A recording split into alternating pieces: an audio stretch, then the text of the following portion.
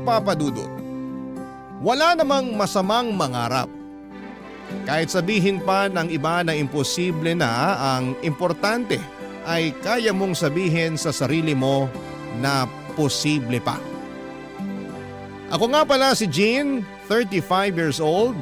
Kabilang ako sa mga babaeng nangangarap na maikasal balang araw. Kahit sabihin pa na lumagpas na ako sa kalendaryo, ay hindi ko pa rin sinusukuan ng pangarap kong makapaglakad patungo sa altar, kung saan ako hihintayin ng lalaking nakatakda para sa akin. Na-imagine ko na nga ang bawat eksena, Papa Dudut. Gusto kong maikasal sa pinakaluma pero pinaka-aesthetic na simbahan sa Pilipinas. Dagdag points kung malapit ito sa dagat para doon na rin ang reception area. Gusto kong maimbitahan ang mga taong naniniwala na makakamit ko ang forever ko. At higit sa lahat ay planado na rin kung ano ang wedding gown na isusuot ko. Meron akong boyfriend na kaedad ko rin, si Ricky, at naireto lamang siya sa akin noong time na sobrang broken ako sa naka-live-in partner ko. Si Ricky ang sumalo sa akin at nagmahal sa akin, Papa Dudut. Kaya nasabi ko sa sarili ko na siya na talaga ang lalaking para sa akin. Boto rin sa kanya ang 60-year-old na nanay ko at best friend / dati kong kaklase na si Leia. Sabi nga nila, anumang oras na ayain ako ni Ricky na magpakasal ay buong-buo ang blessing na ibibigay nila sa akin. Kaya naman plinansya ko na lahat ng plano para sa pangarap kong kasal. Hindi pa man din ako inaaya ni Ricky pero malakas ang pakiramdam kong malapit-lapit na ang pagluhod niya sa akin. Para lagyan ako ng singsing sa aking daliri, Papa Dudut.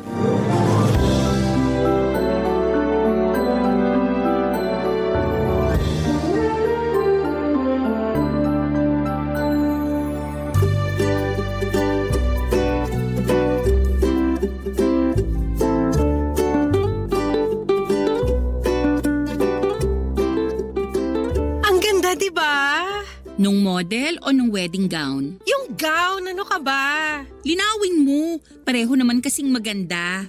Sa tingin mo bagay sa akin? Yung model o yung gown? Ito naman nakakainis na. Ano bang meron sa gown na yan? Nag-propose na sa'yo si Ricky, no? Ano? Nag-propose si Ricky? Si nanay naman nakakagulat. Biglang pumapasok sa eksena. Ano tong narinig ko na nag-propose na si Ricky? Kailan? Bakit? Baka bakit ka naman dyan, Nay? Parang katakataka naman na may lalaki magpo-propose sa akin. So nag-propose na nga sa'yo si Ricky? Saan? Kailan? Bakit? Isa ka pa. Hindi pa siya nagpo-propose. Bakit tumitingin ka na ng wedding gown kung hindi pa naman pala siya nagpo-propose? Window shopping? Oo nga. Bakit ka tumitingin ng wedding gown? Naka-sale ba ngayon kaya kailangan magmadali? Walang sale. Nakaramdam lang ako ng lukso ng dugo nung makita ko tong wedding gown online. Lukso ng dugo? Anak mo ba yung wedding gown na yan? Si nanay naman eh. Gets nyo na yun. Unang kita ko pa lang sa gown na to, alam kong siya na. Hindi ko na to papakawalan pa. Dahil ang wedding gown na ganito minsan lang darating sa newsfeed mo. So bibilin mo na? Ipapabili ko kay Ricky. Hindi pa nga nagpo-propose sa'yo si Ricky. Tapos pabibilin mo na agad siya ng gown? Girl, singsing muna ang dapat na inaatupag niya, no? Tama si Leia. Singsing ang dapat inuunan ni Ricky. Yang gown, saka na yan kapag ikakasal na talaga kayo. Bakit kasi mauuna yung singsing? Bakit hindi pwedeng wedding gown muna? Yun nga ang mas nakikita sa mismong kasal kaysa sa singsing. Yun ang makikita ng mga bisita. Yun ang unang pupurihin. Hindi ka pa nga inaaya ni Ricky na magpakasal. Ang advance mo masyado. Iniisip mo na agad kung paano pupurihin ng mga bisita yung wedding gown mo. Basta malapit na rin naman mag-propose si Ricky sa akin. Ramdam ko. Dahil na naman ba yan sa lukso ng dugo? Kanina pa lumulokso yung dugo ko sa'yo, Jean. Nakaka-high blood ka, ha? Bakit pa ayaw niyong magtiwala na magpo-propose sa akin si Ricky? Bakit ayaw niyong maniwala na may susuot ko rin tong gown na to? Ang hirap kasing pangunahan si Ricky. Ganito na lang. Abangan mo muna ang proposal bago ka ma-obsess dyan sa wedding gown na yan. Basta. Ipapabili ko tong gown na to kay Ricky. Sure na ako rito. Ito talaga ang gusto ko. Masyado kang maligalig ngayon. Sa mga susunod na araw, linggo o buwan, baka makahanap ka pa ng mas magugustuhan mong gown. Hindi na, Nay. Ito na talaga yung gusto kong gown. Wala na makakapagpabago sa isip ko. May message ko na yung nagbebenta nitong gown. Pinapareserve ko na. Wow! Ang lakas ng pananalig mo kay Ricky na aayain ka talaga niyang magpakasal ah. Magkano ba yung gown na napupusuan mo, ha? 75,000 pesos. Tax-free. 75,000? Tax-free? Pwede na yung panghanda Makakain mo ba yung gown, Jean? Bakit pa ang kontrabida nyo today? Sulit naman ang 75k sa ganda ng gown na to Isang beses mo lang namang magagamit yung gown na yan. Sayang ang 75k! Unless gagamitin mo tuwing Sabado para mamalengke. Sumama ang loob ko sa pagiging nega ni Nanay at Lea tungkol sa gown ko. Hindi ko na lang pinahaba pa ang usapan dahil baka mausog pa nila ang pangarap kong wedding gown. Binago ko na lamang ang usapan at mabilis lang naman nilang nakalimutan ang tungkol sa presyo ng gown. Pero nasa isip ko pa rin ang tungkol sa gown na yon, Papa Dudut. Aaminin kong medyo naging nega na rin ang pag-iisip ko. Lalo na tungkol sa pagpo-propose ni Ricky sa akin. Paano nga ba kung hindi mag-propose si Ricky? Noong gabing yun ay panayang bantay ko online para sa wedding gown na yon. Natatakot ako na baka may mag-mine o kahit nga yung magtanong lang ng presyo ng gown ay kinakabahan ako. Baka maunahan ako. Nape-pressure tuloy ako kung paano at kailan magpo-propose si Ricky para mai-reserve ko na yung gown. Kaya naman gumawa na ako ng paraan para mapabilis ang proseso ng lahat, Papa Dudut. Inaya ko mag-dinner si Ricky pagkatapos ng mga trabaho namin. Walang hiya-hiya na sinabi ko sa kanya na may gusto akong wedding gown. Doon pa lang ay nakita ko na pinagpawisan na siya. Kinabahan ako sa pwedeng maging sagot niya pero pinagpatuloy ko ang mga gusto ko pang sabihin. Sinabi ko sa kanya na agahan na niyang mag-propose kasi baka mabili na yung pangarap kong wedding gown. Pinakita ko yun sa kanya pati na rin yung message ko sa wedding shop na yon. Nakailang beses siyang nasamid kahit wala naman siyang kinakain o iniinom. Pinagpatuloy ko pa rin ang pagkukumbinse sa kanya. Nakipagkasundo ako na kahit wag na niyang bonggahan ang engagement ring na bibilhin niya. Okay na nga ako kahit stainless steel lang basta ilaan na lang niya ang pera para sa wedding gown. Hindi ko tinanggal ang pagkakangiti ko kay Ricky. Pero kabaliktaran naman yon sa kanya. Hindi siya makatingin sa akin ni makangiti ay hindi rin niya magawa. At nang gabing yon ay hinawakan niya ang kamay ko para makipag-break sa akin, Papa Dudut.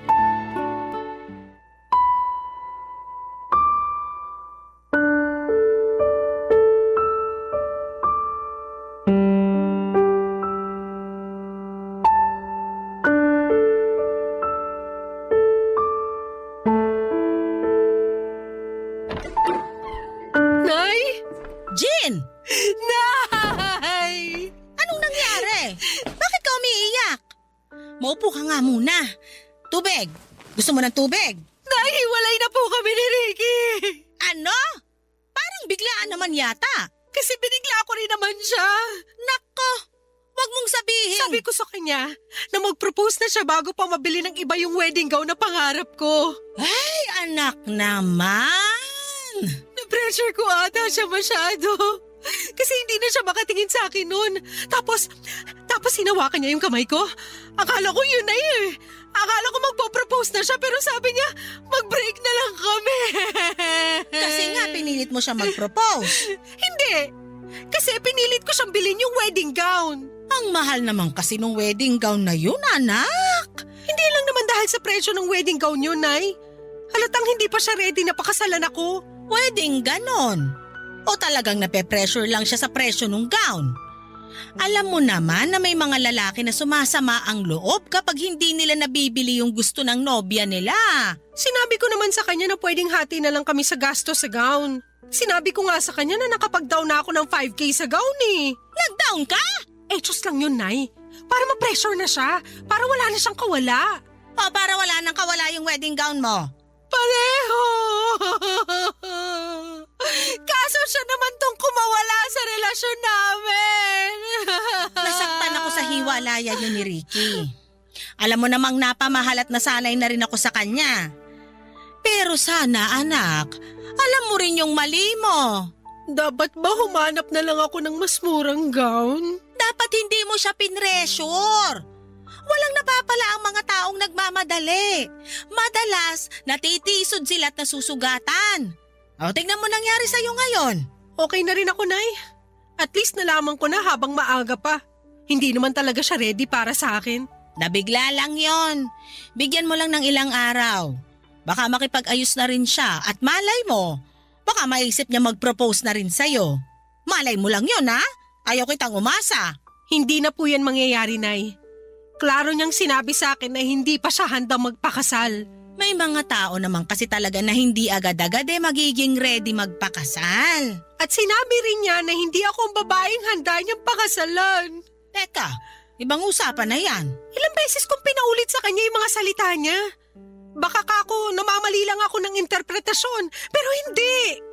Parehas kami nang naiisip. Hindi niya ako gustong pakasalan. Ako lang kasi yung available sa ngayon. Malas ko kasi ginawa lang niya akong option. I'm sorry, anak. Akala ko naman totoo na yung pagmamahal niya sa'yo. Akala ko rin, Nay eh. Akala ko rin. Nay, may 5K ka ba dyan? Para saan? Ipi-PM ko na yung siya para makapag-down na ako sa wedding gown ko. Kahit wala si Ricky, bibiling ko pa rin yung pangarap kong gown. Anak, masyadong mataas ang emosyon mo ngayon. Palipasin mo muna. Nadadala ka lang ng lungkot mo. Pingin na ng 5K, Nay. Please. Saka na kita bibigyan kapag may lalaki nang nag-propose sa'yo. Nasaktan ako sa huling sinabi ni Nanay, Papa Dudut. Alam kong napikon na rin siya dahil sa mga iniisip ko. Bakit nga naman ako bibili ng wedding gown kakagaling ko lamang sa hiwalayan. Hindi ba dapat ang una kong inaatupag ay magpaganda, magpagupit at mag-reband. Bumili ng mga sexy na damit at kumain ng matatamis na tsokolate. Yun naman ang proseso sa hiwalayan, hindi ba? Pero bakit gusto kong dumiretso agad sa wedding gown? Tama nga siguro si Nanay, baka masyado ko lang pinapairal ang emosyon ko. Nagpa-deliver na lamang kami ng chicken wings at ice cream. Sabay naming nilantakan yon habang binabash si Ricky. Kahit papaano ay gumaan naman ang loob ko sa mga kapintasan na napansin namin sa kanya, Papa Dudut. Pero hindi ko pa rin matanggal sa puso ko ang pagmamahal ko para sa kanya. Halos 3 taon din kaming magkarelasyon. Akala ko ay siya na. Payapa ang loob ko sa kanya. Marami kaming pinagkakasundo ang dalawa. Bibihira kaming mag-away. Mature kaming pareho at hindi ako tinutoyo mula noong siya ang nakarelasyon ko. Kaya ganoon ako kakampante na okay kaming dalawa, Papa Dudut. Hindi kasi kami naging toxic sa isa't isa. Pero nagkabukingan sa totoong intensyon niya sa akin nang mapadaanan ko ang topic tungkol sa pagpapakasal. Doon pala lalabas ang katotohanan. Hindi naman niya ako ganun kamahal para idala sa altar. Ang sakit noon na mapakinggan sa isang lalaki. Lalo na sa isang katulad kong lagpas na sa kalendaryo ang edad. Gusto ko na rin namang maikasal pero bakit parang pinagkakait pa yon lalo sa akin. Hindi na muling nagparamdam pa sa akin si Ricky. Blinak na rin niya ako at ang mga mutual friends namin sa Facebook. Para siguro ay wala na kaming maging koneksyon sa isa't isa. Nasaktan ako roon dahil parang tinapon niya lamang ang ilang taon naming pinagsamahan. Pero ano pang magagawa ko kung hindi naman kami parehas ng nararamdaman ng mga panahong yon, Papa Dudut. Barangay Love Stories. Barangay Love Stories. Papadudod sa pagdaan ng mga araw matapos ang hiwalayan namin ni Ricky, wala akong ibang ginawa kundi ang sisihin ang sarili ko sa mga desisyon ko sa buhay. Lalo na sa mga lalaking pinili kong mahalin. Tulad ng iba na kagagaling lamang sa hiwalayan ay hinayaan ko lamang ang sarili kong malugmok sa lungkot at sakit. Hindi ako lumalabas ng bahay at madalas lamang akong nakakulong sa kwarto kapag wala akong trabaho. Panay ang nood ko ng mga malulungkot na pelikula, lalo na yung mga tungkol sa hiwalayan. Sa ganung paraan ay matatanggal ko sa puso ko ang mga nakabarang sakit. Inuubos ko na talaga lahat ng sakit na nafe-feel ko sa puso ko. Ganon kasi ako mag-move on. Hahayaan ko ang sarili kong malugmok at saka ako babangon. Hinayaan naman ako ng nanay ko na gawin yon at maliban na lamang sa best friend kong si Leia. Magkaiba kasi kami ni Leia. Pag ang best friend kong yon ang nasaktan ay paniguradong babangon siya agad para durugin lahat ng mga nanakit sa kanya. Hindi man niya madurog ang mga taong yon pero sisiguraduhin niyang makikita nila na nakaahon na siya kaagad. Ma-pride kasi si Leia, Papa Dudut. Ayaw niyang nakikitaan siya ng kahinaan. Kaya ayaw din niyang makita yon sa akin. Gustuhin ko mang itago sa kanya ang pagkabigo ko, mabilis lamang niyang napansin yon. Lalo na sa trabaho ko. Magka-opisina rin kasi kami ni Leia at minamatsagan niya ako sa tuwing nadadown ako sa pagiging sawi ko. Napansin din niyang naapektuhan ang trabaho ko dahil doon. Kaya naman minabuti niyang kausapin na rin ako, Papa Dudut. Hindi ko naman minasama yon, lalo't kailangan ko rin naman ng mag-uuntog sa akin para maintindihan kung hindi pwedeng lagi na lang akong malungkot, Papa Dudut.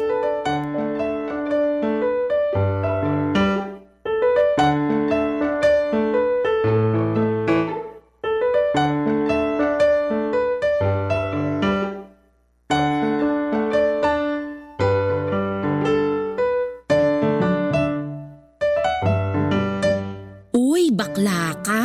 Bakit? Ikaw ba kailan titigil sa sad girl era mo, ha? Soon. Dapat soon na talaga. Naapektuhan na yung trabaho mo. Hindi pwedeng ganun.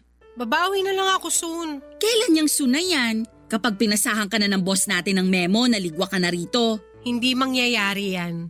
Isa kaya ako sa top performing employees for 10 years. Uy, bakla ka. Baka nakakalimutan mo. Madaling makalimutan ang 10 achievements mo sa isang pagkakamali mo lang. Kaya umayos ka dyan. Ano bang magagawa ko sa hindi nga ako makapag-function ng maayos? Masakit nga Masakit! Hindi rason yan. Kahit masakit, umayos ka. Hindi hihinto ang mundo dahil lang nasaktan ka. Mag-adjust ka, no? Aba, ilang adjustments pa ba ang gagawin ko sa mundong to? Ako na lang lagi nag-a-adjust Sa akin na lang lagi binabagsak yung sakit. Marami pa namang ibang tao, bakit parang ako lang ang available na sumalo? Lahat tayo may kanya-kanyang pinagdadaanan, Jean. Hindi lang ikaw. Magaling lang magdala yung iba. Di sorry na kung hindi ako magaling magdala ng pinagdadaanan ko. Ay, alam kong hindi madali ang pinagdadaanan mo. Minahal mo Kaya lang… Para akong tangang umasa. Nasayang lang ang lahat ng pinost ko sa Facebook tuwing monthsary at anniversary namin.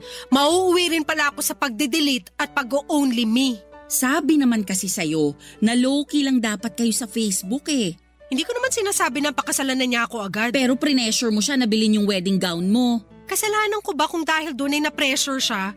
Pinatunayan niya lang sa akin na hindi niya ako gustong pakasalan. At mabuti nang nalaman mo agad. Ngayon, makaka-move forward ka na. Mas malawak na ngayon ang space sa buhay mo para makapasok yung tamang lalaki para sa'yo. Alam mo, kahit matino yung advice mo, hindi ko pa rin yan iintindihin. Broken ako Ang iintindihin ko lang yung galit ko kay Ricky. Sinayang niya ang ilang taon ko. Sana hindi na lang niya ako niligawan at nilandi. Paano kung nakasalubong ko na pala yung the one para sa akin? Kaya lang taken na ako kaya hindi ko siya napansin. Kahit habang buhay mo pa siyang sisihin, wala ring mangyayari. Wala na tayong ibang dapat gawin kundi umusad. Alam ko na! Ang alin? Pautangin mo ako ng 5K. 5K? Uy, hindi porket broken ka, uutang ka na ha? Dali na! Gusto mo akong makamove on agad, di ba? Pang travel mo? Down payment ko sa pangarap kong wedding gown. At paano makakatulong sa iyo ang gown na yon para makamove on ka? Hindi ba mas lalo ka lang mahihirapan? Kasi may paalala sa'yo na single ka pero bumili ka na ng wedding gown? Paraan ko to ng pagmamanifest. Kapag nakita ng langit na pursigido ako maikasal, mapipilitan tong ibigay na sa akin si the one. Gets mo? At wedding gown ang solusyon sa manifestation na yan? Mahihiya na ang langit na tanggihan ako kapag nakabili na ako ng gown. Okay, ganado na ako mag-work. Asan na yung mga email na kailangan kong basahin?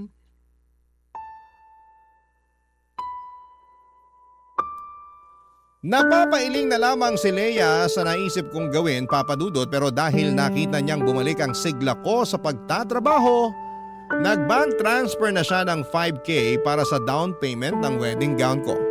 Ang saya ko noon habang mini-message ang shop kung saan ko bibilhin ang wedding gown ko. Pumayag naman sila sa palugit na 1 taon para mabili ko ang wedding gown na yon. Dahil doon ay nagkaroon ako ng drive para doblehin ang pagkayod sa trabaho ko.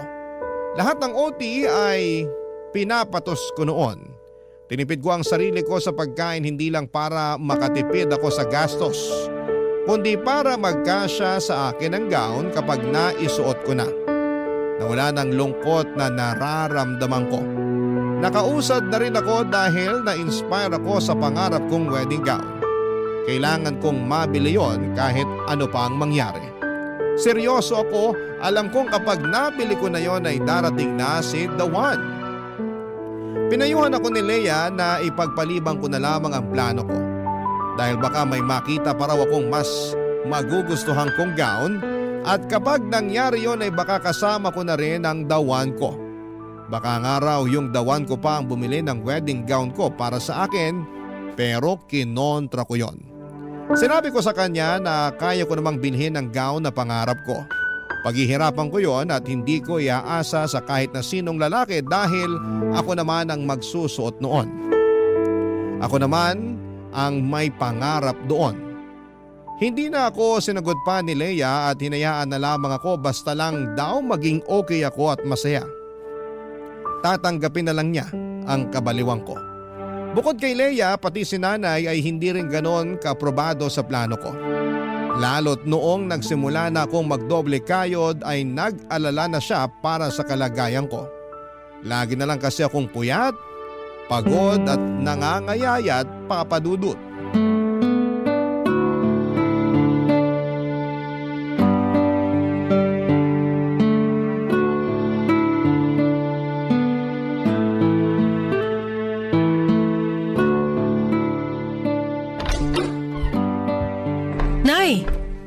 Bakit gising pa kayo? Hinintay kita na makauwi. Sabi ko naman sa inyo na malilate ako ng uwi. Kaya sana hindi na kayo naghintay sa akin. Napuyat patuloy kayo. Nag-aalala ako sa'yo malamang. Halika, ilapag mo na yung bag mo dyan. Natabihan mo ako dito sa sopa. Mag-usap tayo. Okay po. Ikaw naman. Hindi ka man lang nag-reply sa mga text ko sa'yo kanina.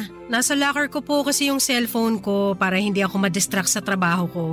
Marami kasi akong kailangang tapusin eh. Gaano pa ba karami ang trabahong kailangan mong tapusin? Naapektuhan na kalusugan mo dahil sa kakatrabaho mo ng walang tigil. Magpahinga ka rin. Kahit day off mo pumapasok ka. Mas malaki kasi ang bayad kapag pumasok ako sa rest day ko, Nay. Mas malaki rin ang bayad mo pag pina-ospital ka dahil hindi ka nagpapahinga. Nakakapagpahinga naman po ko, Nay. OA nito. Anong nakakapagpahinga? Nalaman ko kay Leia na kahit lunch break mo nagtatrabaho ka. Para po matapos na agad yung mga trabaho ko. O baka gusto mong matapos na agad ang buhay mo? Si Nanay talaga. Hindi pa matatapos ang buhay ko kasi ikakasal pa ako. Ano ba yung sikat na sinasabi ng mga kabataan ngayon? Delula? Delule ba yun? Delulu po. Ayan ka, delulu! Aba, Nay, ayaw niyong maniwala na ang kaisa-isa niyong anak ikakasal balang araw? Naniniwala naman ako, pero ginagawa mong imposible dahil sa mga ibang kahibangan na ginagawa mo. Kahibangan na ba mag-uti sa trabaho? Kahibangan yung bibili ka ng gown, pero wala ka pa namang aasawahin. Grabihan naman sa aasawahin. Seryoso ako. Ikaw nga gumising-gising na riyan sa mga kalokohan mo. Alam kong nasasaktan ka pa rin sa hiwalayan yun ni Ricky. Naka-move on na ako. Andito na nga ako sa pag-iipon stage para sa wedding gown ko eh. Hindi naman pwedeng mauna ang wedding gown kesa sa mapapangasawa. Ibang mindset ko sa inyo, Nay. Wala kang kaparehas na mindset. Ikaw lang yan. Eh di ako ang magpapauso nito. Ako ang magiging inspirasyon ng mga kababaihan na laging sawi, pero umaasa pa rin na balang araw makakapagsuot din sila ng wedding gown. Anak. Pwede bang hayaan nyo na lang ako, Nay? Hayaan nyo na lang ako sa pagiging delulo ko. Ayaw lang kitang umasa at masaktan. Umasa at nasaktan ako Sasagarin ko na. Kaya nga gumagawa na ako ng paraan ngayon para makaahon ako Tapos binabagsak nyo naman ako. Hindi kita binabagsak. Inaalalayan pa nga kita sa mga desisyon mo sa buhay Hindi ko kailangan na alalayan nyo ako. Suporta lang at tiwalang kailangan ko sa inyo. Ano ngayon kung matisod at pagkamali ako? Ibabangon ko pa rin ang sarili ko. Suportahan nyo lang ako. Yun lang ang kailangan ko. Desidido ka na ba talaga sa pagbili ng wedding gown na yon? Opo. Wala na akong ibang gustong gawin kundi ang maisuot ko na yon. Kahit wala ka pang mapapangasawa? Kahit wala pa akong mapapangasawa. May isa lang akong pakiusap sa'yo. Ano po yan, Nay? Ingatan mo ang kalusugan mo para makita pa kitang suot ang pangarap mong wedding gown. Tumango ako sa naging tanong ni nanay at sinuklian na lamang niya yon ng tipid ng ngiti. Hinayaan na lamang niya ako papadudot. Pinilit na lang niya akong kumain bago ko magpahinga. Pinagbigyan ko naman siya papadudot kahit na hindi ako gutom noon. Sa totoo lang ay parang hindi na ako nakakaramdam pa ng gutom dahil masyado ko nang iniisip ang pagtatrabaho. Nasanay na lamang ang katawan ko na laging nakaharap sa computer at hindi nakaharap sa pagkain. Napansin na kasi ni nanay ang pangangayayat ko. Dinaan ko na lamang sa vitamins at tubig ang lahat. Aminado naman akong hindi ganong kadali ang ginagawa ko at malaki pa ang kailangan kong bayaran para sa wedding gown ko. Pero hindi ko yon susukuan kahit gaano pa yon kahirap papadudot. Hindi na namin muling napag-usapan ni nanay ang tungkol sa pagbili ko ng wedding gown. Kontra man siya sa plano ko pero sinabi niyang ipagdarasal niya na mapaaga ang pagkuha ko ng wedding gown para maging masaya na akong tunay. Bata pa lamang ako ay totoong pangarap ko ng maikasal papadudot. Lagi akong nangunguna sa pagpepresenta bilang bride sa tuwing naiisip naming magkakalaro na magkasal-kasalan. Kahit nga hindi ko gusto yung napili nilang groom, para sa akin ay wala akong pakialam. Maglalagay pa ako ng puting punda ng unan sa ulo ko para kunwari ay belo ko yon. Isusuot ko rin ang bestida ko na pangsimba at itatakas ang sandals na may takong ni mama. Pipitas ako ng maraming pulang gumamela para maging bouquet ko. Ipapasalo ko naman yon sa mga kalaro ko.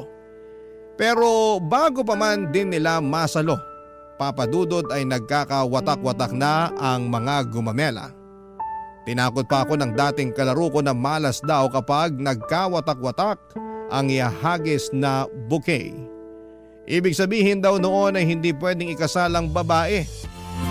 Yun ba ang dahilan kung bakit lagpas 30 na ako ay hindi pa ako nakakalakad sa altar? Papadudot. Barangay Love Stories. Barangay Love Stories. At dahil nga sa may 1 taon ako para makabayad na sa pinareserve kong gown kaya kinailangan kong sumideline. Kahit ano na lamang ay tinatrabaho ko papadudot. Kahit maliit lang ang bayad ay tinatanggap ko. Nagbenta ako ng chicherya sa trabaho at sa mga kapitbahay ko. Ilang beses nga akong nasita sa trabaho dahil bawal daw yon. Kaya naman ginagalingan ko na lamang ang pagtatago. Umextra din po ako tuwing my children's party bilang assistant ng isang kamag-anak kong clown. Hindi lang yan ha, tumanggap na rin po ako ng labada sa mga kakilala ko. Ginamit ko ang napanalunan kong washing machine sa raffle sa trabaho. Marami pa akong ibang ginawang trabaho pero hindi pa rin naging sapat yon dahil masyadong malaking halaga ang kailangan kong bayaran para sa gown. Naisipan ko ngang mag-loan sa bangko kaya lang kapag naiisip ko kung gaano kalaki ang interest noon ay napapatras na lamang ako.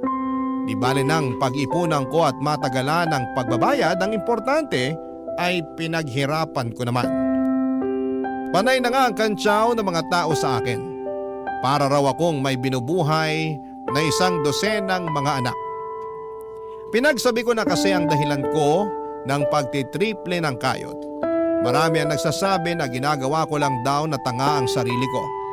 Prangka nilang sinabi na walang pupuntahan at manghihinayang lamang ako sa huli kapag nabili ko na ang gown tapos wala naman pala ang papakasalan ko. Aaminin kong nakaka-down yun pero pinakita ko sa kanila na mali sila. Naisip ko na isa lang sila sa mga hadlang para makamit ko ang mga pangarap ko. Pinadala lang ang mga kontrabidang ito ni Lord para subukin kung hanggang saan aabutin ang pasensya at kagustuhan kong mabili ang pangarap kong gown. At higit sa lahat ay ito ang sukat at basihan ni Lord kung handa na ba ako sa ibibigay niyang lalaki na papakasalan ko balang araw.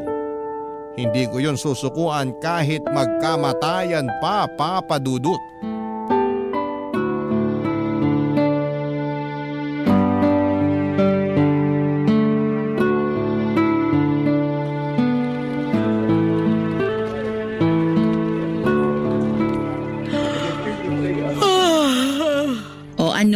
Inaantok ka na. Senyales yan na magpahinga ka na. Senyales to na kailangan ko pang magkape. Pakicheck naman kung meron pang 3-in-1 dyan sa gilid mo. Hindi ka na magkakape, tama na. Kahit tong thermos gusto ka ng sukuan no? Bibili na lang ako sa kantin. May papasabay ka ba? 50 pesos lang ang pasabay fee. Wow ha? Pati ako pinagkakakitaan mo na rin? Kailangan ko ng pera. Hindi mo naman sana kakailanganin ng pera kung hindi ka mapilit dyan sa gusto mo. Pwede namang ipagpaliban muna ang pagbili ng wedding gown. Akala ko ba na pag-usapan na natin to? Diba okay na sa'yo na bilhin ko yung wedding gown na yun? Kasi akala ko madadalian ka lang sa pagkuha ng pera para mabili yun. Pero sa nakikita ko ngayon, parang mali ako. Para ka ng zombie na hindi sabik sa utak kundi sabik sa kwarta. Lahat naman tayo sabik sa pera. Ikaw hindi ba pangarap mo magkaroon ng sarili mong DSLR? Di ba nga pinag-iipunan mo rin yun para magamit mo na sa bakasyon mo next year? Sa akin naman kasi, siguradong magbabakasyon ako. Ikaw? Ang mapanakit mo naman doon. Ako, naniniwala na matutuloy ang bakasyon mo at makukuha mo pa ang DSLR mo. Pero sa akin, ayaw mong maniwala na mabibili ko ang wedding gown ko? Pwede mong mabili ang wedding gown mo, pero hindi ka naniniwala na merong magpapakasal sa akin kapag nabili ko ng wedding gown ko. Gusto kong maniwala, pero kung gusto mo talaga maniwala, tanggalin mo yung pero. Kaya mo pa ba? Oo naman.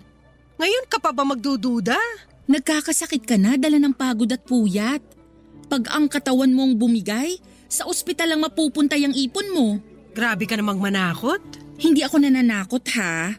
Pero yan lang ang pwede mong kabagsakan kapag hindi ka matuto na magpahinga at maghinay-hinay. Nagpapahinga naman ako. 3 oras na tulog? Ano ka pinaglihi sa motel? Nagsumbong na naman ba sa'yo si nanay? Nag-aalala lang sa'yo ang nanay mo. Hindi na niya alam ang gagawin niya kaya nagsabi na sa akin. Ang tigas din kasi ng ulo mo. Hindi matigas ang ulo ko. Pursigido lang talaga ako sa pangarap ko. Pangarap mo na pwede namang isang tabi muna. Hindi naman urgent. Hindi dapat iniisang tabi ang pangarap. Kasi kapag iginilid mo yan, may makakahanap na iba. Paano kapag naisipan ko ng balikan? Pero may nakadampot na pala. Paano ko? Paano ka? Baka para ka sa ibang pangarap. Kasi kung para sa'yo yon, gagawa ng paraan ng Diyos na ireserba yun sa'yo. Pero hindi ganun ang kalakaran sa wedding shop na gumawa sa wedding gown ko. Kung hindi ako magmamadali na bilhin yon, siguradong may ibang babae na hahablot nun. Lagi ka talagang may panlaban sa pangungontra ko. Ipinaglalaban ko lang ang pangarap ko. Ay, bibili ka pa ba ng kape sa kantin? Bakit, magpapasabay ka ba? Pabili na lang ako ng tissue. Oh, etong 500 pesos. Wala ka bang barya? 15 lang isang rolyo ng tissue eh. Susungitan na naman ako ng tindera sa kantin nito. Keep the change na. Hoy! Bakla? Seryoso ba? Gusto kong makatulong sa pangarap mo. Ayan ha, bayad na ako sa pasabay fee. Ngumiti sa akin si Leia habang nangingilid ang mga luha ko sa mata. Hindi ako makapaniwala na pwede pa rin pala akong pakitaan ng suporta ni Leia kahit na ilang beses na niya akong kinontra. Nagmadali na akong pumunta sa kantin para bumili ng kape at tissue. Pagkabalik ko ay nakipagkwentuhan sa akin si Leia at hindi tungkol sa wedding gown kundi sa ibang sideline ko. Lalo na yung pagiging assistant ko sa isang clown. Pinagtawanan na lamang naming pareho yon dahil puro ako kapalpakan. Gumaan kahit papaano ang loob ko habang pinag-uusapan namin ni Leia ang mga sideline ko. Sinabi niya sa akin sa dulo ng usapan na isasama niya ako sa mga novena nila ng lola niya para mapabilis daw ang pagsagot ni Lord sa kahilingan ko. Sapat nang marinig ko yon mula sa best friend ko. Sapat na sa akin ang dasal para makayanan ko pang ilaban ang pangarap ko. Kung pangarap lang din ang usapan ay hindi ko nabanggit sa inyo nung una pero meron po akong isang pangarap na gusto kong mabigyan ng katuparan. Yon ay ang pangarap ni nanay na makita akong ikasal. Hindi na niya marahil matandaan pero noong bata pa lamang ako ay napag-usapan nila ng lola ko na gusto niyang maabutan ng araw na makapagsusuot ako ng wedding gown at makakalakad sa altar. Sa ganung paraan daw ay mapapayapa ang kanyang kalooban dahil meron ng isang lalaki na mag-aalaga at magbibigay ng lahat ng pangangailangan ko. Para nga akong kinurot sa puso nang idagdag ni nanay na kapag nangyari yon ay handa na siyang sumunod sa tatay ko sa kabilang buhay dahil hindi na niya kakailanganin pang problemahin kung sino ang magmamahal sa akin. Hindi ko yon binanggit kailanman kay nanay, siguro'y nakalimutan na rin niya yon. Pero kahit kailan ay natatandaan ko yon, Papa Dudut.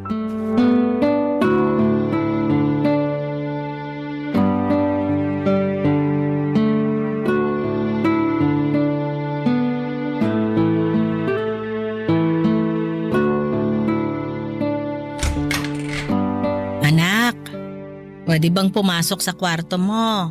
Sige lang, Nay. Kanina pa nagsisimula ang balita sa TV. Ayaw mo ba akong samahang manood? Pass muna ngayong gabi. Hindi pa ako tapos mag-budget eh.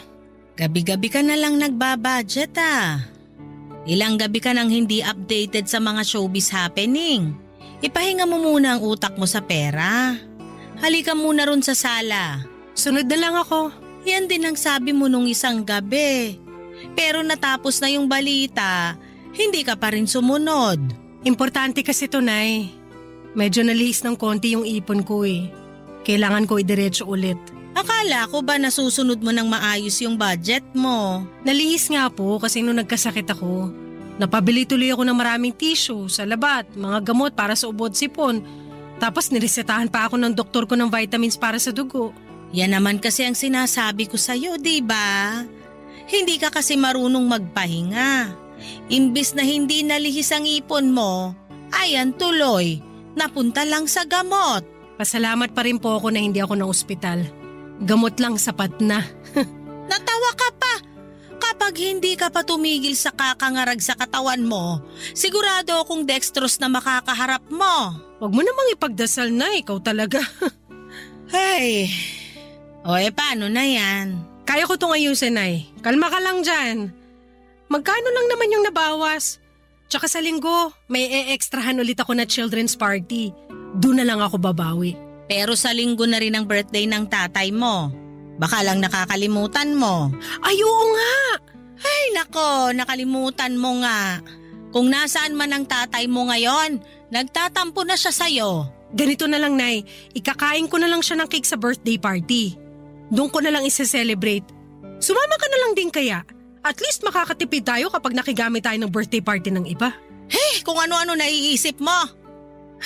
Maiintindihan naman ni tatay kung hindi tayo makakapag-celebrate ng birthday niya sa linggo. Isang birthday lang naman yun. Yearly naman ay nakakapag-celebrate tayo. Maliban ngayong taon. Maiintindihan ako ni tatay. Alam niya na may pangarap ako na gustong matupad. Alam niya kung bakit ko kailangan gawin to. Ay, alam mo ba, nung magnobyo at nobya pa lang kami ng tatay mo, pinangako niya sa akin na bibilan niya ako ng napakagandang singsing. Yung singsing daw na pang prinsesa. Hindi ko po alam yung kwento na yan Ewan ko ba, dahil sa tagal na rin siguro kaya nakalimutan ko na. Naalala ko lang bigla dahil sa pagiging porsigido mo na mabili yung pangarap mong wedding gown. Naalala ko sa iyo ang tatay mo. Parehas talaga kayo. Tapos na anong sunod na nangyari sa kwento ni tatay tungkol sa singsing? Mula nung nakita niya yung singsing na narimata sa sanlaan, kung ano-anong trabaho na ang pinasok niya. May kamahalang kasi yung singsing. Antigo ata. Nagbebenta siya ng taho sa umaga bago pumasok sa trabaho niya ng 10:00. Nagbebenta rin siya ng yosi at candy sa trabaho niya. At sa gabi, nagbebenta siya ng balot at yosi. Tuwing day off niya, sinasamahan ko siyang magbantay ng mga itik ng tsuhin niya. Ilang buwan niyang ginawa yon. At nabili niya yung singsing? Hindi. Sayang naman po ang effort ni tatay. May nakabili na kasi nung singsing. Naunahan siya. Yan ang sinasabi ko Kaya kailangan magmadali. Kapag gusto, gumawa agad ng paraan. Gumawa naman ng paraan ng tatay mo. Kaya lang, baka hindi para sa akin yung singsing na yon. Pero pangarap ni tatay na mabili yun para sa'yo. Oo, pero alam mo ba, makalipas ang ilang buwan, nakakita kami ng singsing na pareho naming nagustuhan. Hindi pang prinsesa tulad ng una niyang plano. Pero nagustuhan ko yon at bumagay sa mga payat na daliri ko. At binili na po ni tatay yon? Nabili pa niya sa mas murang halaga. At doon na rin niya ako inayang magpakasal. Gamit ang singsing na yon. Gamit ang pagkakataong yon. Ang sweet ni tatay. Sana all.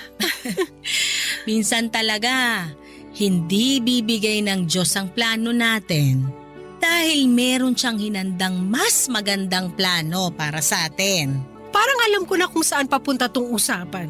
Na ayaw ni Lord yung plano ko na bilhin yung wedding gown, tama ba? Hindi ko alam ang plano ng Diyos. Siya lang ang nakakaalam nun. Ang alam ko lang ay ang plano mo. At susuportahan pa rin kita sa plano na yan. Bahala na kung saan ka makarating pagkatapos niyan. Salamat, Nay. Kaya, binibigay ko na sa'yo ang singsing na binili ng tatay mo para sa akin. Ang engagement ring ko. Ibenta mo to, anak. Makakadagdag din ito sa ipang bibili mo sa pangarap mong wedding gown. Kunin mo na. Pero Nay, bigay sa'yo ni tatay to. Pangarap niya to noon. Natupad naman na ang pangarap naming pareho ng tatay mo. Ang ikasal gamit ang singsing na yan. Ayos na ako ron. Sigurado rin akong ayos na ang tatay mo sa naging kwento namin noon. Kaya ipapasa ko na sa iyo ang singsing na to para magamit mo naman sa pangarap mo. Inabot sa akin ni nanay ang engagement ring niya na binili ni tatay.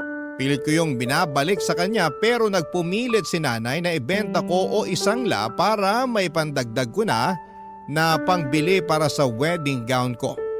Pagkatapos noon ay lumabas na siya ng kwarto para manood ng balita. Sinabi ko sa kanya na susunod ako pero hindi ko ginawa yon. Nahulog na kasi ako at nakulong sa pag-iisip habang nasa palad ko ang singsing ni nanay. Napadalawang isip na ako kung tama pa ba na ituloy ko ang pagbili ng pangarap kong wedding gown. Gusto ko yun at nakapag-down na ako ng 5,000 para doon. Kahit wala akong karelasyon pero ginagawa ko yon para sa sarili ko. Simbolo yon ng pagmamahal ko para sa sarili ko. Simbolo yon na hindi ko kailangan ng isang lalaki para mabigyan ako ng mga pangarap kong bagay.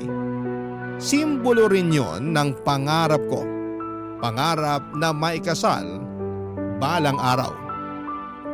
Kaya lang naisipan ko rin ang kwento ni nanay at tatay. Umikot yon buong magdamag sa isipan ko. Paano nga kaya kung merong mas magandang plano si Lord para sa akin? Tulad ng ginawa niya para sa mga magulang ko. Paano kung talagang gustong sirain ni Lord ang naplano ko dahil alam niyang merong mas makakabuting plano na hinanda na niya para sa akin? Hindi ba para sa akin ang wedding gown na yon?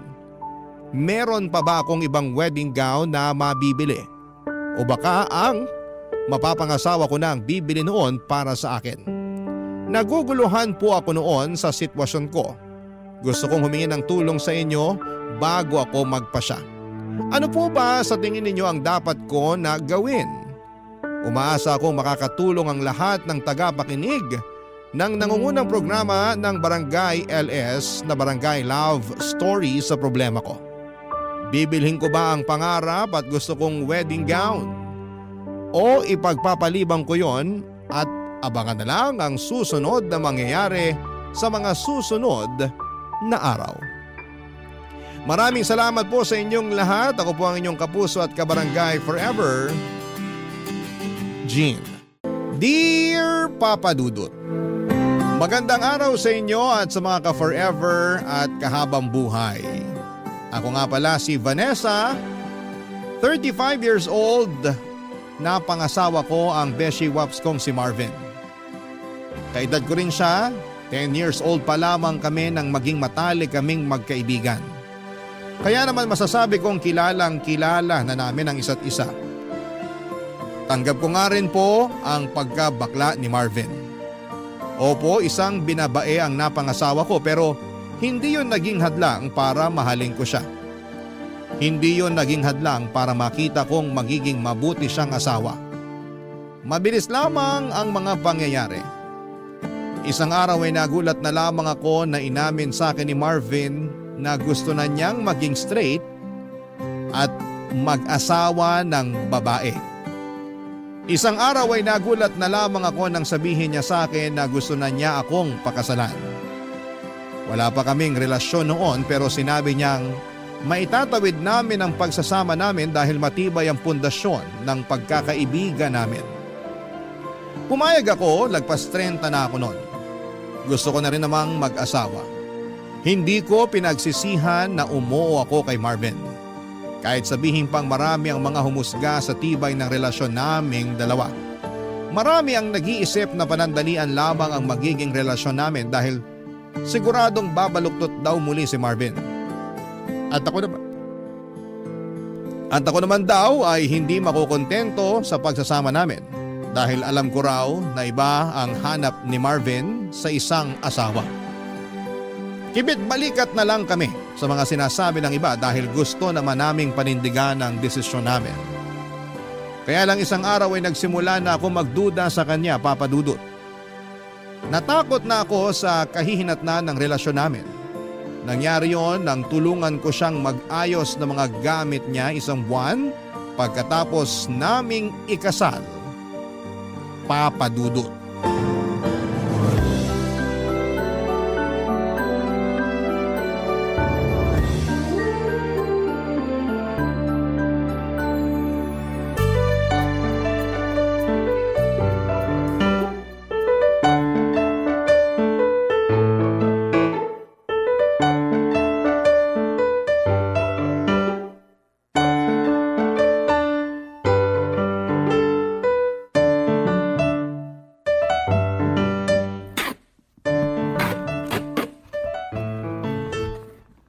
Sana pala kaysa inuna nating mag-honeymoon, inasikaso na lang muna natin tong mga gamit mo. Natambakan tuloy tayo ng gagawin ngayon. Late din kasi pinadala ni Mama itong mga gamit ko. Mas inuna kasi nila ni Papa na mag-honeymoon. Competitive sila ha? Nakikisabay sa honeymoon? Bagong kasal lang yan? Tinetesting lang yung mga tuhod nila kung lumalaban pa.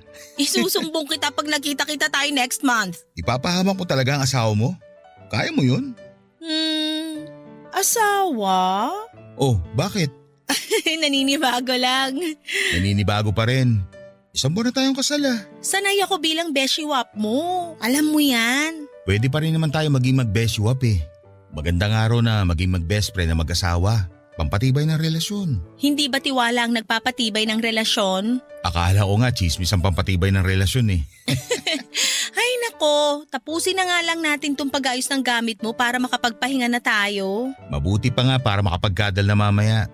Sayang ang lamig ng panahon kung hindi mapapakinabangan. Char! Huwag ka na nga magsabi ng char. Baka may makarinig at sabihin na pumipitik na uli ang mga daliri mo. Ay wala akong pake. Char! Ewan ko sa'yo. Pag ikaw nahipa ng hangin pabalik sa dating kasarian mo, naku lang talaga. Abot mo na nga sa akin yung karton dyan sa tabi mo para masimulan ko ng iligpit laman yan. O heto, dahan-dahan mabigat to. Ano ba laman itong karton na to? Napakabigat. Hindi ko natanda. Check mo na lang. Ano nga ba laman ito? Make-up? Bestida? High heels? Yan pala laman yan box. Doon mo na lang ilagay sa dulong cabinet kasama ng mga ibang abubot ko. Bakit meron ka pa rin itong mga to? Bakit ko naman kasi tatapon yan? Pwede pa naman yan magamit. Bago pa nga iba dyan Lalo na yung mga makeup. Balak mo pa rin bang gamitin tong mga to? Pwede mo naman gamitin. Halos magkasing tangkad at magkasing katawan naman tayo. Kasya sa'yo yung mga yan. Ang iksi ng mga bestida mo. Hindi ako nagsusuot ng ganito. Takot ka bang kabagin dahil sa sobrang iksi? Isuot mo na lang kapag summer. Pag magbabakasyon tayo sa probinsya namin. Ipamigay mo na lang. Hindi naman ako nagsusuot talaga ng ganito. Kung ayaw mo isuot, itago mo na nga lang yan doon sa dulong cabinet. At bakit kailangan pa nating itago hindi naman na magagamit? Sayang lang yung space sa cabinet para sa mga to. Ipamigay na lang talaga. Ayoko ipamigay kasi pinaghirapan kong bilhin yan. Branded kaya yung mga yan. Itago na lang para may remembrance ako kung ayaw mong gamitin. Remembrance? Gusto mo pa rin talagang maalala nakaraan mo? Parte na ng pagkatao ko nakaraan ko. Issue ba sa'yo ang kasarian ko noon? May problema ba? Wala naman. Sige, lalagay ko na lang to sa dulong cabinet. Baka magbagong isip ko at magamit ko rin balang araw tong maiiksing bestida. Pati yung mga makeup gamitin mo na bago mag-expire. Bagay sa'yo yung mga shade na yan lalo na yung rose pink blush on at taupe contour. Mas babae ka pa talaga sa akin. Pula at pink lang ang alam kong kulay sa makeup. Ikaw may nalalaman ka pang rose pink at taupe? Well, masyadong gifted sa kulay at kakikayan tong mister mo Char.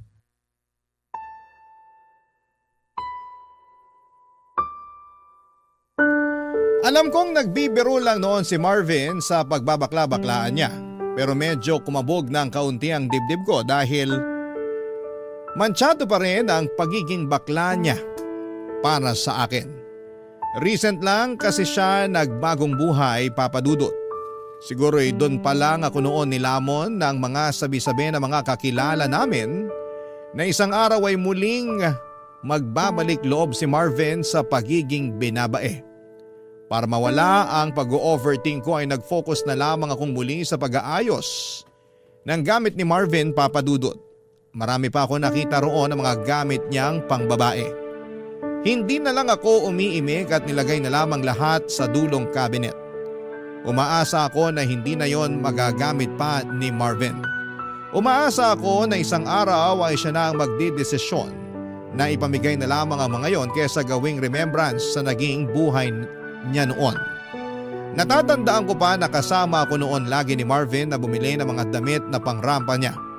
Ako lagi ang tumutulong sa pagbibitbit ng mga pinag-shopping niya para sa pageant na sinasalihan niya noon. Pati nga yung mga damit na isusuot niya para sa mga date niya. Ako rin, Papa Dudut, ang kasama niya sa pagbili noon.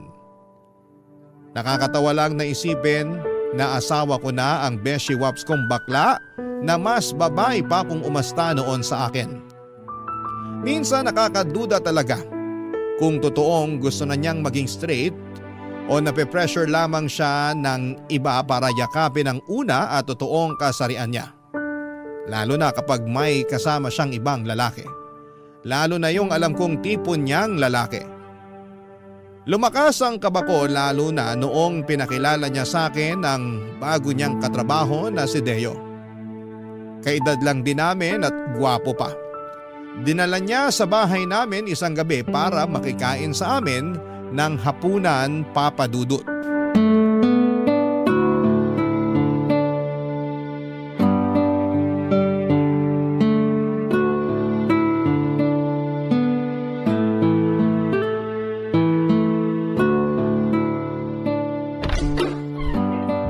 Vanessa, nakauwi na ako.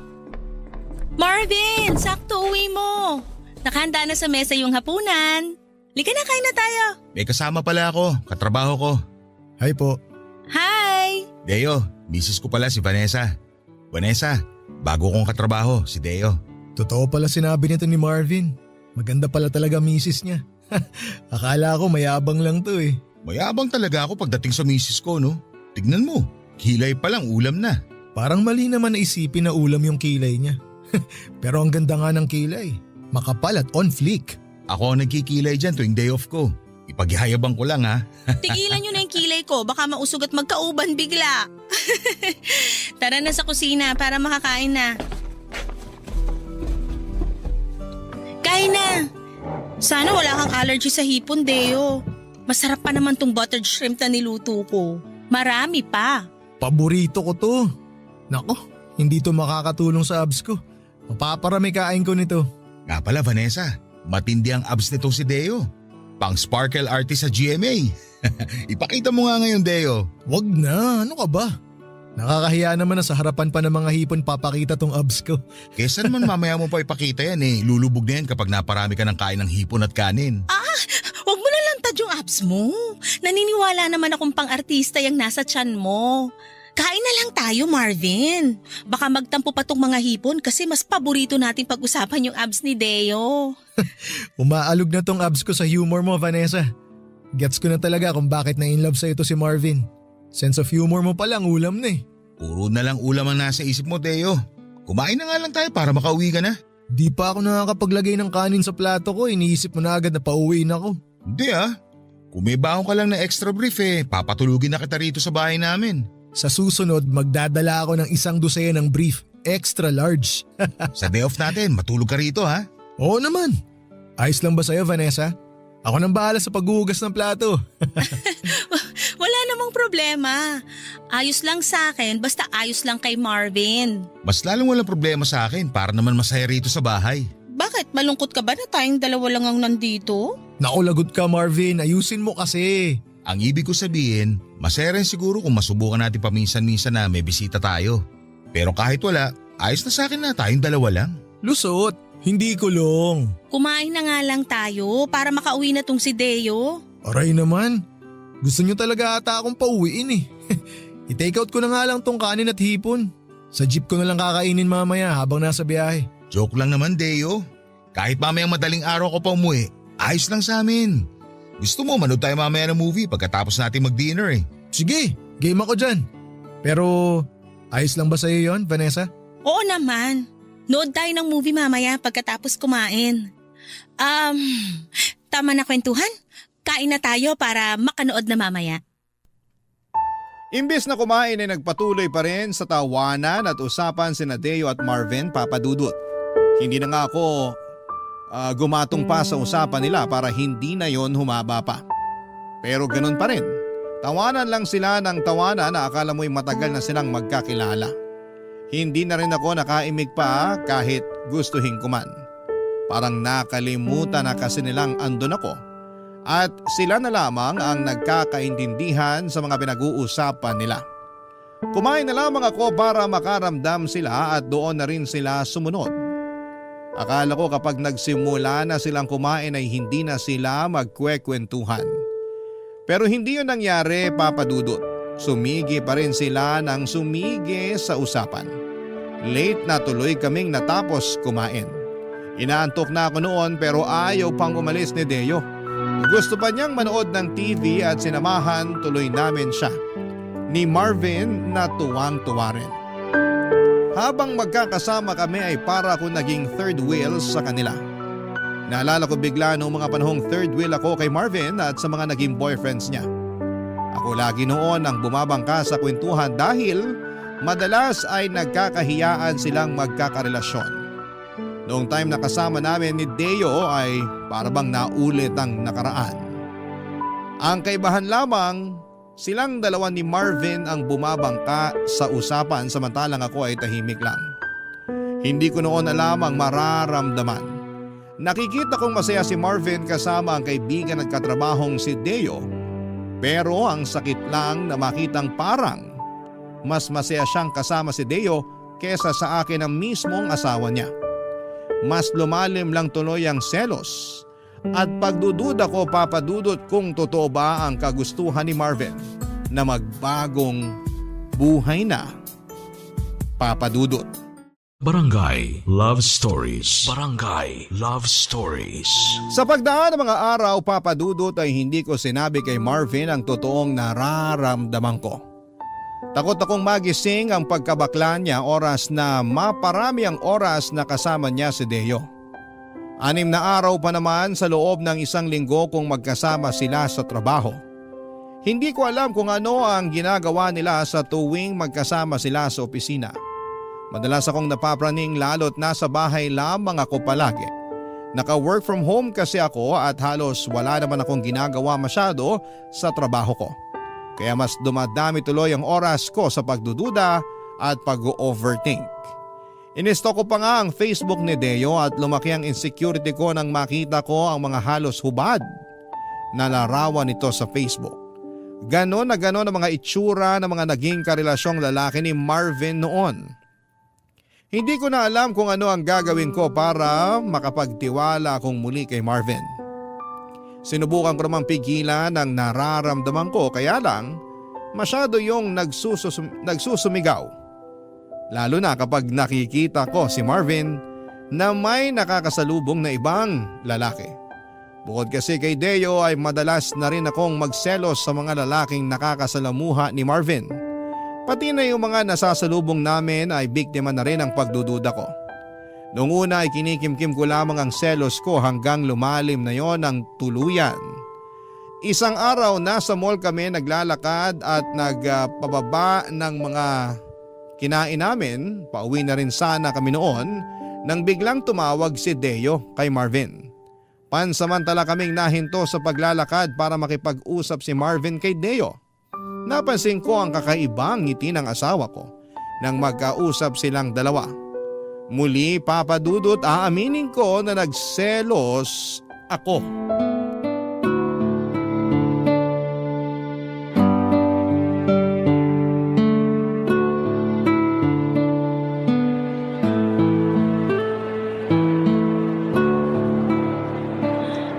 Namang matunaw nung kinain nating kaldereta. Sinabi mo pa. Lumalaban pa rin yung karne ng baka sa tiyan ko. Baka bukas ko na ito maburot mailabas. Ang hirap talaga pag nagkakaedad. Hirap nang matunawan. Hoy, bata pa tayo no? 35 pa lang tayo. Kung makapagsalita ka naman dyan, akala mo kailangan na natin kumuha ng senior citizen ID. Kasi naman, 1 oras ang mahigit nung umalis tayo sa resto na kinainan natin. Pero parang barado pa rin yung sikmura ko. Kinulang yata tayo sa tubig. Maghanap nga muna tayo na mabibilhan ng tubig. Buti pa nga. Teka, tumatawag si Deo. Sagutin ko lang saglit ha. Sige, gumilid muna tayo para hindi makakaabala sa mga naglalakad. Sige. Hello Deo. Marvin, nasan ka? Andito kami sa mall ni Vanessa. Katatapos lang namin kumain. Bakit? Ay, nagde-date pala kayo. Pasensya ka na. Naistorbo ko pa ata kayong dalawa. Hindi ka nakaistorbo. Ikaw pa ba? Lagi ako may oras para sa'yo. Salamat naman kung ganun. Napatawag ako kasi imbitahan sana kita sa Sabado kung pwede ka. Anong meron? Birthday ng nanay ko. Alam mo namang tuwang-tuwa sa'yo si nanay. Baka naman pwede mo mapagbigyan. Huwag ka na mag-abala sa regalo. Ayos na kay nanay na nandun ka. Game! Anong oras ba? 4:00 ng hapon ng simula. Pwede mo naman nagaan para makisali ka sa inuman namin ng mga pinsan ko. Gusto ko yan. Matagal na rin ako hindi nakakainom. Kailangan na mababad sa gin ng lalamunan ko para makaramdam naman ng init at hagod. Ako na bahala sa alak at pulutan. Mananaawa ka. O sige na, tuloy nyo na yung date nyo ni Vanessa. Pasensya na ulit kung naistorbo ko kayo ha. O paano? Bye! Bye! Nakarinig ako ng inuman Inimbitahan ako ni Deo para sa birthday ng nanay niya sa Sabado. Punta ako ha.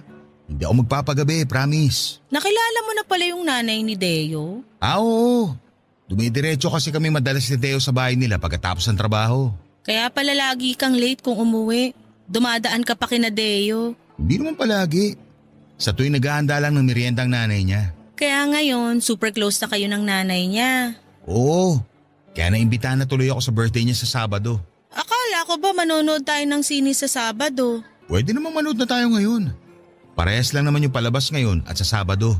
Pagbibigyan ko lang yung nanay ni Deo. Ang bait kasi nun eh. Nakakayang tumanggi at baka magtampo. Alam mo naman ang mga matatanda. Lagi na nga kayong magkasama ni Deo eh. O bakit naman ganyan ka magsalita? Mas maganda ngang lagi kami magkasama eh. Kaysa naman mambabae ako, di ba? Mambababae ka? Bakla ka naman.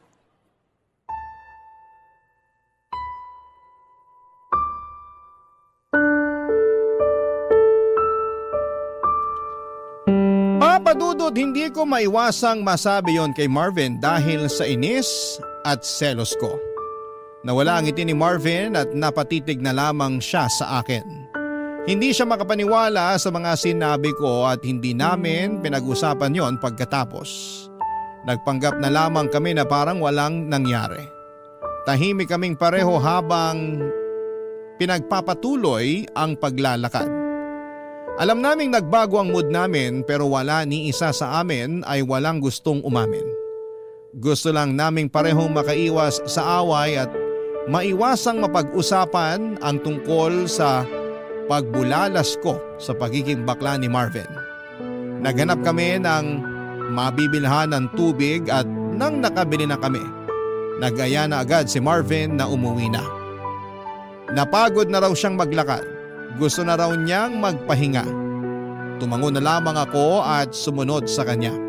Hanggang sa pagsakay ng jeep ay tahimik kaming pareho, Papadudot. Pati sa pag-uwi sa bahay ay ganun din. Nagkulong siya sa kwarto at ako naman ay naglinis ng mga naiwan naming kalat sa sala. Kinabukasan ay naging okay na ulit kami pero ramdam pa rin namin ang ilangan sa isa't isa.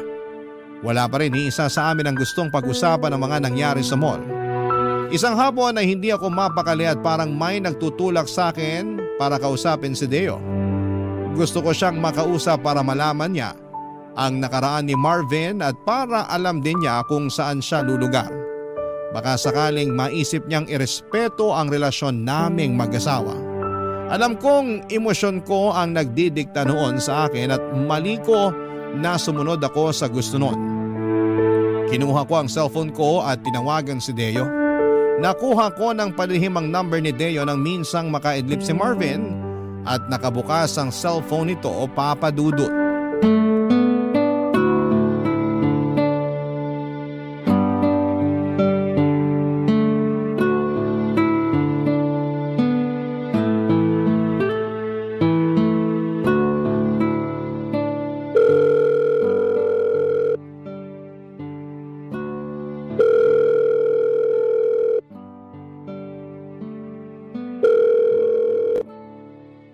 Hello?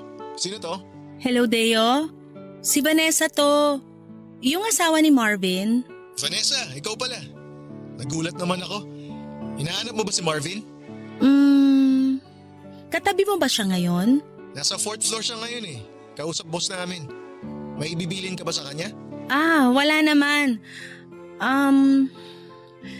Kung pwede nga sana wag mo nang sabihin na tumawag ako sa'yo. Ha? Bakit? May problema ba? Meron May tampuhan ba kayo ni Marvin? Gusto mo kausapin ko siya para magkaayos kayo? Wala naman. May iba akong problema. Tungkol saan ba yung problema? May tutulong ba ako? Tungkol sa'yo. At oo, makakatulong ka sa akin. Tungkol sa akin? Teka, may nagawa ba ako sa'yo? Alam mo bang dating bakla si Marvin? Hindi niya nakwento pero ramdam ko naman. Pilantik pa lang ng daliri hindi na kailangan pag-usapan Mag-beshiwap kami ni Marvin mula nung 10 years old kami. Bakla na siya noon pa man. Tapos last year lang nagplano na siyang maging straight na lalaki. Para magawa yon, inaya niya ako magpakasal. Pumayag ako agad. Grabe. Akala ko sa Barangay Love Stories lang nangyayari yung mga ganyang kwento Seryoso ko. Ano naman ngayon ang problema kung sakali? Hindi ka ba naniniwalang straight na siya? Medyo alanganin, lalo na nung pinakilala ka niya sa akin. Bakit naman ako nadamay sa problema? Katrabaho niya lang naman ako. Pero kasi nung bakla pa siya, mga tipo mo yung ginajowa niya. Mapuputla na macho. Alam ko yun kasi ako ang tulay niya lagi sa mga naging jowa niya noon. Beshiwap na, tulay pa, asawa pa. Talo mo pa 3-in-1 na kape Ikaw na. Pasensya ka na kung sinasabi ko sa'yo to ngayon ha. Ayos lang, walang problema. Mabuti nga't nasabi mo to sa akin. Ngayon alam ko na kung saan ako lulugar. Nadamay ka pa sa pagsiselos ko. Pasensya ka na talaga. Wala yun. Pero matanong lang kita. Wala ka bang tiwala kay Marvin? Dati, meron. Kaya lang nagduda na ako nung lagi na kayong nagkakasama. Lagi talaga kami magkasama kasi magkatrabaho kami. Diyan nga ako takot Dahil halos 9 hours kayong magkasama sa trabaho. Imposibleng hindi kayo magka-developan. Pagdating sa parting yan, malabo yan. Paanong malabo? Lagi kang binibida ni Marvin. Panay ang papuri niya sa kagwapuhan mo. Lalo na sa abs mo. Kahit sinong misis magdududa kung bukang bibig lagi ng misteryong katrabaho niya. Ako na nagsasabi sa'yo. Kahit pa 15 hours kami magkasama ni Marvin sa trabaho, malabo magkagustuhan kaming dalawa. Bakit naman? Kasi may boyfriend na ako. 2 years na kami mahigit at masaya kami sa relasyon namin. Walang dahilan para magloko. Bakla ka rin? Hindi ba halata? Hindi lang pumipilantik mga daliri ko pero kulay pink ang pagkatao ko. Akala ko straight ka. Hayaan mo, sa susunod ipapakilala ko sa'yo boyfriend ko. Naipakilala ko na siya kay Marvin noon. Nakakasama nga namin madalas kapag nagmimerienda kami sa bahay. Alam mo magandang idea din kung tatry mong sumama sa amin minsan ni Marvin para mawala yung pagdududa mo sa asawa mo. Ang akala ni Deo ay mawawala noon ang pagdududa ko kapag nalaman kong may boyfriend na siya. Pero kabaligtaran ang mga nangyari. Mas lalo akong nakaramdam ng selos at mas lalo akong kinabahan. Kung bakla rin pala si Deo ay mas malaki ang chance na magka-developan sila ni Marvin. Kahit sabihin pang may boyfriend na si Deo, pero dahil uso ang cheating ngayon ay hindi ako pwedeng maging kampante. Tinapos ko na kaagad ang tawag dahil halos hindi na ako makahinga dala ng sobrang kaba. Pagkatapos noon ay sinubukan ko na lang na mag-focus sa trabaho ko pero hindi yun nangyari. Ang utak ko ay nakalipad sa future. Iniisip kong balang araw ba ay makakayanan kong tanggapin pag nagka-developan na sina Marvin at Deo. Parang nanikip ang dibdib ko sa iniisip ko. Mahal ko na si Marvin at wala akong ibang gustong mangyari kundi ang maalagaan ang pagsasama naming mag-asawa. Kinagabihan ay umuwi si Marvin, nakasimangot ito at halatang galit. May kutob akong sa akin siya galit at tama naman ako. Alam pala niyang tinawagan ko si Deo. Hindi raw napansin ni Deo na nakabalik na si Marvin mula sa 4th floor at nasa likuran lang siya nito habang magkausap kaming dalawa sa cellphone. Narinig ni Marvin ang pag-a-assure sa akin ni Deo na walang pwedeng mangyari sa kanilang dalawa dahil may boyfriend ito. Guilty ako noon at panay ang sorry ko pero inis na inis pa rin si Marvin sa akin. Sa sala siya natulog at iniwasan niya ako hanggang kinabukasan.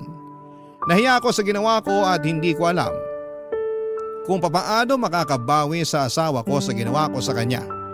Papadudot nagsisisi ako kung bakit hinayaan kong magpadaig sa emosyon ko. Nagkaroon na tuloy ako ng lamat. Ang pagsasama namin ng asawa kong si Marvin, papadudot. Barangay Love Stories. Barangay Love Stories. Nagkaayos din naman kami ni Marvin pero hindi na kami katulad ng dati, Papa Dudut. Nagbago na siya sa akin at alam kong dala yon ng kawalan ko ng tiwala sa kanya. Kilala ko si Marvin, ang pinakaayaw niya sa lahat ay ang mga taong pinagdududahan siya sa kahit na anong paraan at kadahilanan. Hindi ko man lang pinag-isipan ang ginawa ko. Alam kong nasaktan ko siya at hindi ko alam kung paano pa makakabawi. Mabilis pa namang mawala ng gana si Marvin kapag may nagawa kang hindi maganda sa kanya. Lalo na kung mismong karelasyon niya ang nakagawa ng masama sa kanya. Naalala ko nga yung isang karelasyon niya na siloso. Agad na hiniwalayan ni Marvin nang malaman nitong ini-stalk niya ang mga ex ni Marvin. Hindi raw siya komportable sa ganon. Kaya kahit gaano pa niya kamahal ang ex niyang yon ay iniwan niya agad para sa peace of mind niya. Dahil sa pag-alala ko sa ex ni Marvin ay natakot ako. Kaya nakipag-ayos agad ako sa kanya at ginawa ko ang lahat para mapatawad na niya ang mga nagawa ko. Kinulit ko siya hanggang sa mapilitan na siyang makipag-ayos sa akin. Nag-promise ako sa kanya na hindi na mauulit ang pagdududa ko. Naniwala naman siya at bumalik na kami sa dati at sinimulan ko ng magtiwala. Kahit medyo aminado ako na medyo nakakaramdam pa rin ako ng selos kay Deo, ay sinikap kong huwag yung ipahalata kay Marvin kapag magkasama kami. Kaya lang isang araw ay nakaramdam na naman ako ng selos, hindi kay Deo kundi sa ibang mga lalaki na nakakasalubong namin sa paglalakad namin sa mall. Nadugtungan na naman ang lamat ng aming relasyon nang dahil doon.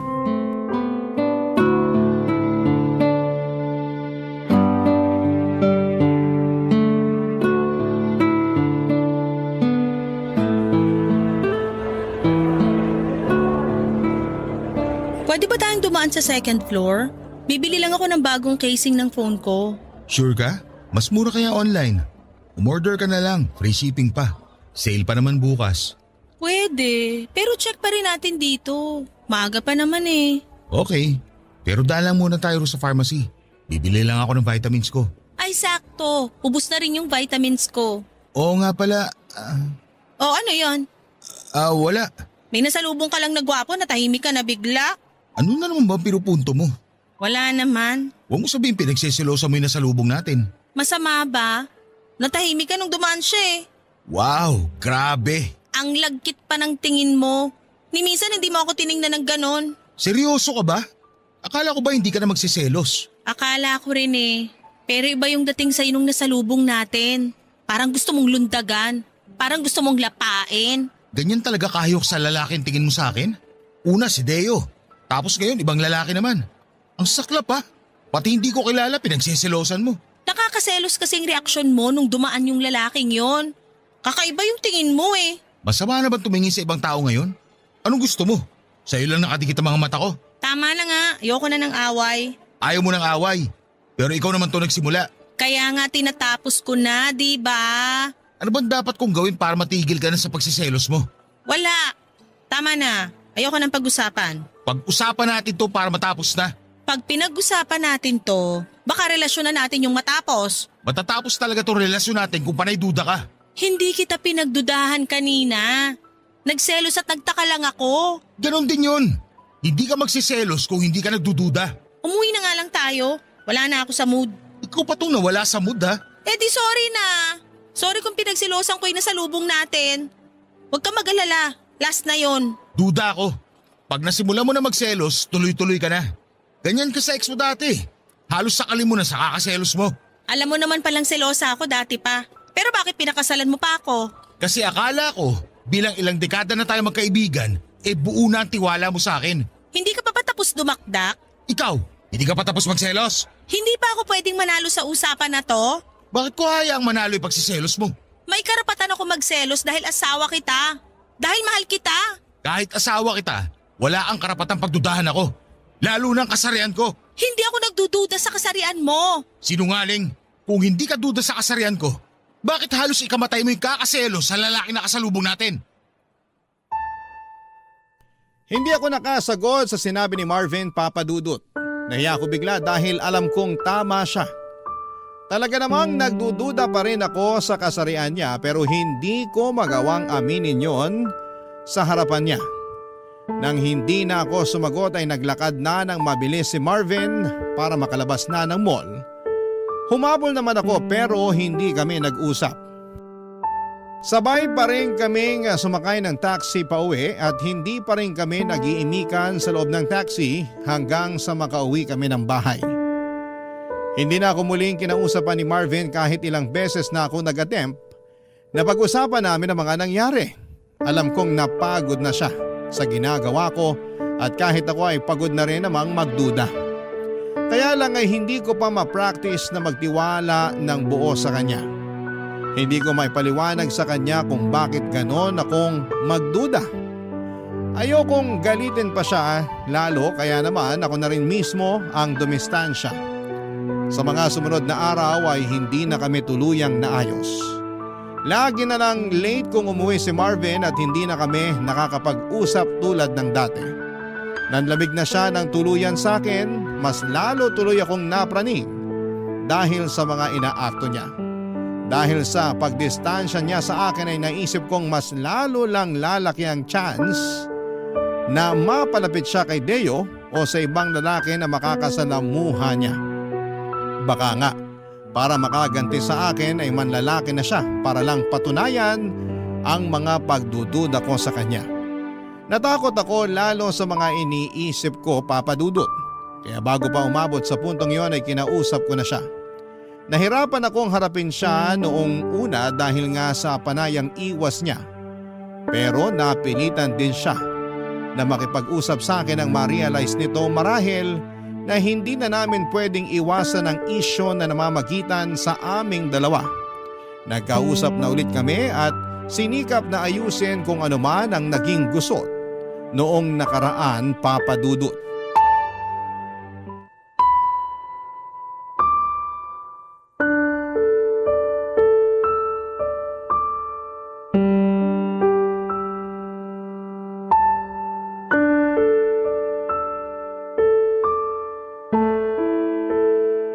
Buti naman at napapayag na kitang pag-usapan natin to. Wala naman na sana pag-uusapan kung marunong ka lang magtiwala. Ilang beses ko bang kailangang mag-sorry? Nakakapagod na Nakakapagod mag-sorry pero magduda hindi. Sana baliktad na lang. Makinig ka. Alam kong hindi ko na mababawi yung pagdududa at pagseselos ko sa'yo nung mga nakaraan. Kaya nga gusto kong makabawi ngayon. Babawi ka ngayon tapos bukas balik selos na naman. Ikaw naman tong walang tiwala sa akin. Ikaw pa talaga may gana magsabi niyan? Aayusin ba natin to o hindi na? Hindi ko alam. Pagod na ako sa kakaselos mo. Kung mauulit to sa susunod, binibigyan mo lang ako ng dahilan para pagsisiya na pinakasalan kita. Ang sakit naman yan. Mas masakit kaya lahat ng pagdududa mo. Masisisi mo ba ako? Wala pang 1 taon nung magdesisyon kang magpakalalaki. Buong buhay mo lagi ka naka-lipstick. Lagi kang naghahabol sa lalaki. Diring-diri ka kapag nadidikitan ka ng dibdib ng babae. Wala ka talagang tiwala, no? Oo, aaminin ko hindi ganun kadaling panindigan to pagiging lalaki ko. Pero ginagawa ko. Araw-araw sinusubukan ko. Kaya sana, subukan mo rin magtiwala. Kasi nadadamay ako sa pagiging nega mo sa akin. Ayoko naman sanang maging nega. Kaya lang kasi… Kaya lang ano? Paano kung isang araw mapagod ka na sa kakasubok? Paano kung isang araw ma-realize mo na mas gusto mo na lang uli maging bakla? Na mas gusto mong yumakap sa lalaki kaysa babae? Paano ako? Bakit kasi ganyan ka-advance ang utak mo? Hindi ba pwedeng yung pagsusumikap ko ngayon na maging straight ang isipin mo? Hindi mo ba na-appreciate yun? Na-appreciate ko na nag-e-effort kang maging straight. Pero hindi ko lang kasi maiwasang makaramdam ng takot sa tuwing may nasasalubong tayong gwapo tapos mapapatingin ka sa kanila. Ay… Ni sa hinagap, hindi ko naisip na lalaki ang pagseselosan ko. Vanessa, ikaw na itong pinili ko. Ikaw na itong pinakasalan ko. Marami naman dyan na pinili nga sa una. Pero sa huli, iniwan pa rin. Kaya hirap ka magtiwala kasi nakafocus ka sa mga mali ng iba. Hindi tayo yun. Iba tayo. Mahal kita at mahal mo ko. Hindi ba pwedeng yun na lang atupagin natin ngayon? Kesa lagi tayo mag-aaway dahil sa walang kwentang pagdududa mo. Paano bang gagawin ko? Nahihirapan na rin ako eh. Gustuhin ko man na di magselos, pero ramdam ko pa rin eh.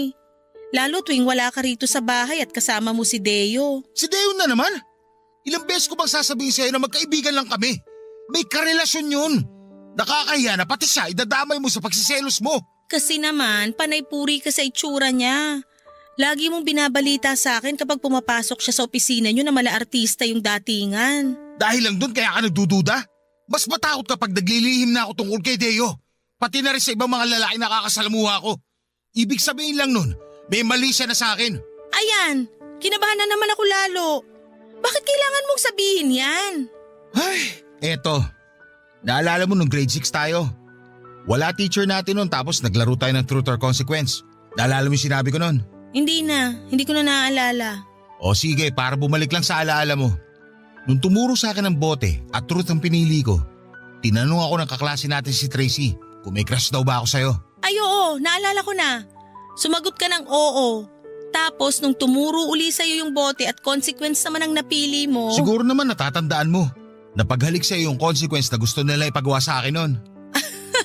At ginawa mo nga. Ramdam ko pa yung panlalamig ng labi mo. May halo pang nginig. Ikaw ba naman makascore sa crush mo? Hindi ba manlalamig labi mo sa kaba? Ako pa yata yung first kiss mo eh. At puppy love ko. Talaga? Ako? Hindi man ikaw ang first love ko, pero ikaw ang puppy love ko. Ikaw ang pinakaunang kilig sa buhay ko bago ako lumiko at natuto man lalaki. Ay, aaminin ko sa'yo, na-attract pa rin ako sa lalaki. Aaminin ko rin, nung bagong pasok si Deo sa office namin, nagkakrush ako sa kanya. Pero panandalian lang yun. Nawala rin kagad na ma-realize ko na maayos pala siya na maging kaibigan. Hindi ko alam kung nakatulong ba yung sinabi mo sa pagiging selosa ko. Ito, hindi ko alam kung makakatulong pero susubukan ko. Walang halong biro. Ikaw na ang gusto kong makasama habang buhay. Wala nang iba. Napakaswerte kong napangasawa ko ang best friend ko. At napakatanga ko kung gagawa pa ako ng dahilan para magkahiwalay tayo. Oo, ramdam ko pa rin ang pagiging bakla ko. Hindi ko agad yun matatanggal sa sistema ko. Pero kung meron pa akong isang hindi matanggal sa sistema ko, yun yung kagustuhan ko na maging katuwang ka sa buhay at makasama ka hanggang sa pagtanda. Nakatitig lang sa akin si Marvin habang sinasabi ang mga linya niyang yon. Aaminin kong nakatulong yon para mabawasan ang nararamdaman kong selos at pagdududa. Niyakap ko na lamang siya dahil hindi ko rin alam kung ano ang susunod na sasabihin para hindi masira ang moment namin. Pagkatapos noon ay nagbalik na kaming muli sa masayang relasyon namin. Kaya lang, ramdam ko na noon ng pagiging maingat ni Marvin. Ramdam ko rin na napapraning na siya sa tuwing lumalabas kami at nakakasalubong kami ng gwapong lalaki. Iniiwasan na rin niya si Deo at ramdam ko ang lungkot niya noon. Alam ko naging close na silang dalawa at nakasira lamang ang pagsiselos ko sa samahan nila. Aaminin ko na hanggang ngayon ay hindi pa ganoong kabuo ang tiwala ko kay Marvin. Siguro'y likas na sa akin ang magduda dahil yun na ang nakasanayan ko sa mga dating nakarelasyon ko. Pero bala ko na sana yung itigil kaya lang ay hindi ko alam kung papaano.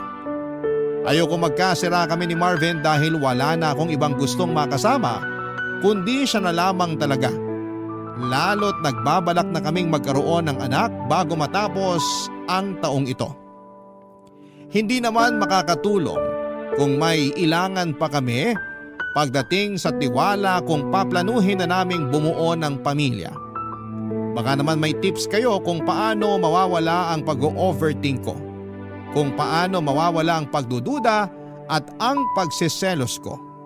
Gusto ko sanang maayos ang relasyon namin pero sana'y matulungan ninyo ako kung papaano. Salamat po sa mga susubok na tumulong at magpadala ng komento sa inyong Facebook page. Salamat na rin po sa team sa Barangay LS sa pagdinig at pagbabahagi ng aking kwento. Ang inyong forever kapuso at kabarangay, Vanessa.